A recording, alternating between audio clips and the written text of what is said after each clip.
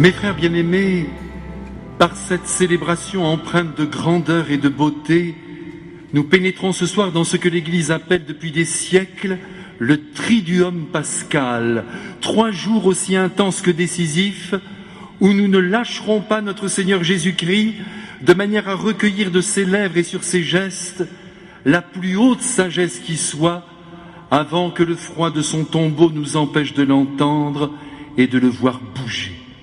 Peuple chrétien, amis de Jésus, ces 3 jours qui commencent en cette nuit sont d'une importance capitale. Par conséquent, pas un acte, pas un mot du Christ ne doivent nous échapper. Mais au fait, quelle heure est-il ? 7 heures. Très bien, c'est parfait. Notre Seigneur Jésus-Christ a quitté en fin d'après-midi Béthanie et il se retrouve maintenant aux portes de la ville sainte. Laissez-moi ici vous rappeler que durant ce court trajet qu'il parcourut avec ses apôtres, ces derniers, comme des goujats, n'ayons pas peur du mot, se sont demandé qui parmi eux était le plus grand. Voyez mes frères, même chez les saints en herbe, il y a de l'orgueil et de la volonté de domination. Ah, l'orgueil, ça nous colle à la peau. Et je mettrai ma tête à couper qu'en les entendant parler de la sorte, Jésus a beaucoup souffert, parce qu'il s'est alors rendu compte que les apôtres n'avaient pas compris grand-chose à l'essentiel du message qu'il avait pourtant cherché pendant 3 ans à leur communiquer.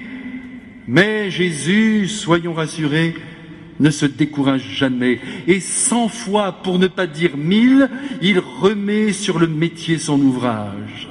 Si bien qu'en arrivant dans la chambre haute de Jérusalem, dans ce fameux cénacle où l'on peut dire que l'Église est née, Jésus va tenter encore une fois de redire, mieux encore de montrer où se trouve la vraie grandeur de l'homme.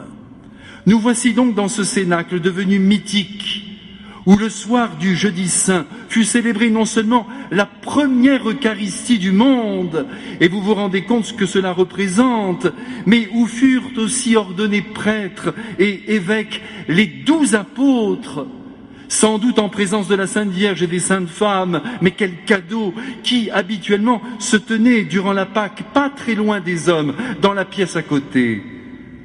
Déjà, mes frères, nous comprenons ici, ce soir, que désormais, pour vivre avec le Christ, et même dans le Christ, il convient de ne pas s'éloigner de 3 réalités. D'abord, de l'Église, fondée sur Pierre et sur les apôtres.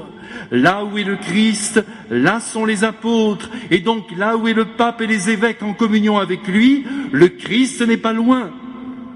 Ensuite, il convient de ne pas s'éloigner de la Sainte Eucharistie qui a pris corps en cette nuit. Sans elle, l'homme chrétien ne vaut plus rien. Il reste sans force parce que sans nourriture pour la route. Enfin, il convient de ne pas s'éloigner de la tendresse quotidienne et miraculeuse de Marie. Ce serait de la folie. Une mère, ça ne se néglige pas. Et il faut bien en profiter tant qu'on l'a, croyez-moi, moi qui n'en ai plus depuis plus de 40 ans. Qui perd donc en chemin l'une de ces 3 réalités risque fort de perdre le Christ. Ceci bien établi dans nos esprits, nous pénétrons maintenant dans le déroulement de cette nuit aussi précieuse que sainte. Et pour ce faire, si vous le voulez bien, nous allons suivre tout simplement l'évangile qui nous a été donné ce soir, celui de Saint Jean. Vous avez sans doute remarqué la solennité avec laquelle il débute le récit de cette soirée inoubliable. Sa première phrase contient déjà tout le mystère que nous allons déployer. Réécoutons ensemble cette première envolée lyrique, car elle est magnifique et en effet, elle dit tout.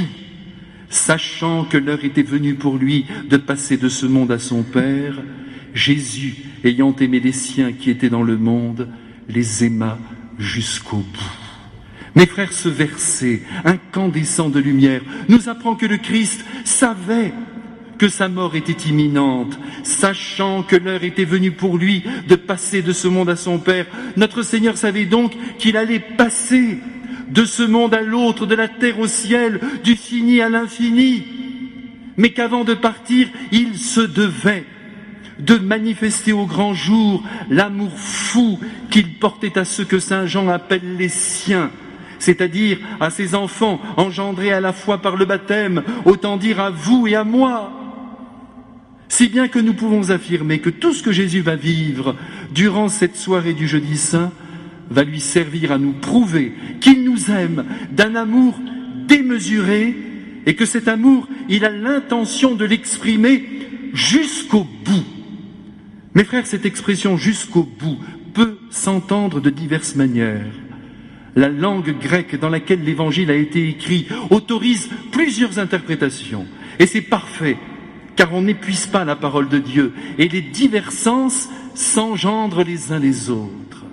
Jésus, dit saint Jean, nous a aimés jusqu'au bout. Ce jusqu'au bout peut signifier, évidemment, jusqu'à la fin, autant dire jusqu'à la mort, ou bien encore jusqu'à l'excès. Alors dans ce dernier cas, cela donnerait ceci: Jésus, ayant aimé les siens qui étaient dans le monde, les aima jusqu'à l'excès. Magnifique et tellement vrai. Et je vous avoue que c'est ce deuxième sens qui parle à mon cœur ce soir, et même j'en suis sûr demain, car l'amour de Jésus est un amour excessif, imbattable, d'une intensité telle que tous nos amours devant lui peuvent aller se rhabiller. Notre pauvre monde ne connaît pas ou plus l'amour fou du Christ. Du moins le monde déconnecté de l'Évangile et connecté à l'opinion publique qui ne boit plus à la source des choses, mais à l'eau fade et souvent ignorante de robinets rouillés.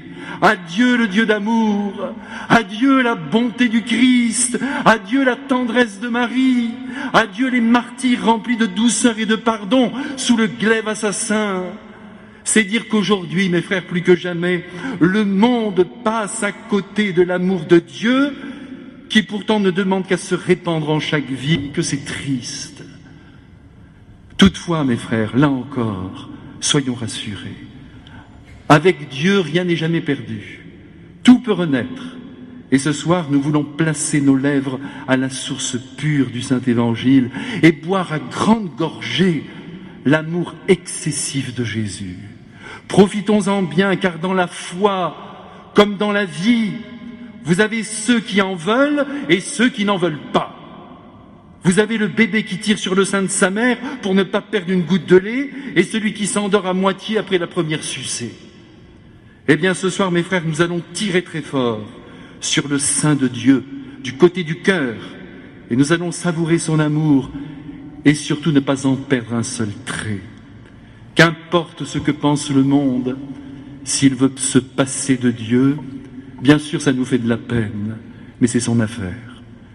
Dans le cénacle où nous nous trouvons ce soir, Jésus n'a pas d'ailleurs que des amis. Comme dans le monde, le christianisme n'est pas reçu par tous. Jésus n'est pas si bien entouré que cela. Heureusement qu'il y a sa mère dans la pièce à côté, qui prie intensément et qui répare ainsi la tiédeur, la lâcheté, la faiblesse de l'amour des hommes pour leur Dieu. Maurice Barrès, un sacré écrivain qu'on ne cite plus beaucoup, avait donc raison quand il disait que les hommes n'ont d'amour sûr que l'amour de leur mère. En tout cas, nous, ce soir, nous retenons qu'il y a une sainte mère qui est là et qui ne lâche pas son fils. Et tant mieux, car ce soir, Jésus est plutôt mal loti. Il compte parmi ses disciples pas moins qu'un traître qui sournoisement travaille à sa mort, et c'est Judas, et un lâche qui va le renier devant une simple femme du peuple, et c'est Saint-Pierre. Ah oui, j'allais oublier, les 9 autres qui vont demain à l'heure de la croix se terrer comme des bêtes pour tenter de sauver leur peau. Et voyez, ce qui est extraordinaire, c'est que malgré cet état de fait, Jésus va continuer d'aimer jusqu'à l'excès cette bande d'éclopés. Ça, c'est merveilleux. Ça, c'est l'amour de Dieu. Et non seulement notre Seigneur les aime avec son intelligence, en voulant les aimer, comme nous pouvons faire nous-mêmes des efforts d'amour à l'égard de personnes que nous n'aimerions pas naturellement, mais pas du tout. Jésus, il les aime vraiment, j'oserais dire, tout naturellement, avec ces deux natures, l'humaine et la divine, et il va les aimer de plus en plus, à mesure que la passion va avancer, et qu'ils vont défaillir les uns après les autres. Par son exemple, Jésus va donc leur enseigner ce qu'est l'amour, l'amour vrai, l'amour pur, l'amour gratuit, l'amour sans borne, l'amour divin, un point c'est tout. Et pour que cet enseignement les marque à vie, il va se servir d'un geste. Soudain, dans un élan incompréhensible, Jésus se lève de table, fait tomber de ses épaules la pièce de tissu qui lui servait de manteau, prend le tablier d'un domestique qui traînait là dans la pièce, le noue à sa ceinture, et pour couronner le tout, à la manière du prêtre qui ajoute une goutte d'eau dans le calice au moment de l'offertoire, il verse une pleine jarre d'eau dans une bassine et se présente devant le premier apôtre pour lui laver les pieds. Mais attention mes frères, pas n'importe quel pied, des pieds sales, des pieds dégoûtants, peut-être même des pieds puants, qui toute la journée sur les routes d'Israël ont ramassé la noirceur du monde. Ces pieds qui symbolisent aussi les pas que nous accomplissons, nous, tous les jours, et qui souvent nous conduisent sur des chemins boueux dans lesquels nous ne cessons de patauger. Et oui, mes frères, nous sommes tous de pauvres gens. Et plus le chemin de notre vie est long, plus le mal colle à nos chaussures, du moins plus les occasions de nous embourber sont grandes, et on finit bien un jour ou l'autre par s'embourber, voyons. Le petit enfant qui quitte la terre à l'âge de 12 ans, comme celui que nous avons enterré le mois dernier, eut la chance, oui la chance, d'être un tout petit marcheur. Ses pas furent peu nombreux. Certes, on pourrait le plaindre de ne pas avoir, comme on dit, profité de la vie. Mais en même temps, quel parcours de lumière! Pas une faute au tableau d'honneur de ces années. Pas de poussière et surtout pas de boue sur ses chaussures. Hélas, ce n'est pas notre cas. Et ce n'est pas celui des apôtres. Leurs pieds sont sales, comme leurs idées, qui elles non plus ne sont pas propres, comme nos propres vies ne sont pas aussi entièrement propres. Et Jésus, qui est Dieu, s'est mis dans la tête ce soir de laver les pieds et la tête des hommes. Et le voilà donc maintenant, mais regardez le bon sang, le Dieu Tout-Puissant, déguisé en serviteur. Mais ne nous y trompons pas, mes frères, ce n'est pas là un jeu de rôle, c'est le rôle par excellence que Jésus entend revêtir, et pas seulement pour un soir, mais jusque dans la vie éternelle, puisqu'un jour il est même allé jusqu'à dire qu'à son retour glorieux, les serviteurs qui auront été fidèles, il les fera passer à table et il les servira lui-même. En vérité, mes frères, il n'y a rien d'étonnant à cela, car servir et aimer, ce sont au fond deux verbes synonymes. Mais ne nous égarons pas maintenant avec nos belles idées. Revenons au concret et ne perdons pas de vue notre Seigneur Jésus-Christ avec sa bassine. Ça nous fait le plus grand bien. Regardez-le, s'agenouillant. Dieu, s'agenouillant. Devant Saint-Pierre, effaré devant un tel geste. Le premier pas pourra alors un mouvement de recul. Pierre n'entend pas obéir au Christ en lui donnant ses pauvres pieds sales. Pas question, mais Jésus a la tête dure, vous le savez bien. Quand il veut quelque chose, ça s'accomplit toujours et ça s'appelle la volonté de Dieu.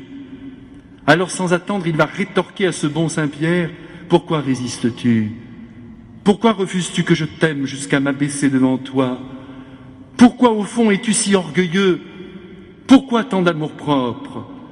Je veux simplement te laver les pieds, leur enlever la poussière que tu as accumulée en chemin. Laisse-toi faire, mon enfant. Sois plus humble. Sinon, je te préviens, tu n'auras pas de part avec moi, ce qui revient à dire que je vais te lâcher, t'abandonner à ta manière de penser, puisque tu ne me donnes pas la possibilité de t'aimer concrètement. Là, mes frères, nous touchons à un point très important pour notre vie quotidienne, car très souvent, les uns et les autres, nous voulons faire bonne figure, comme on dit.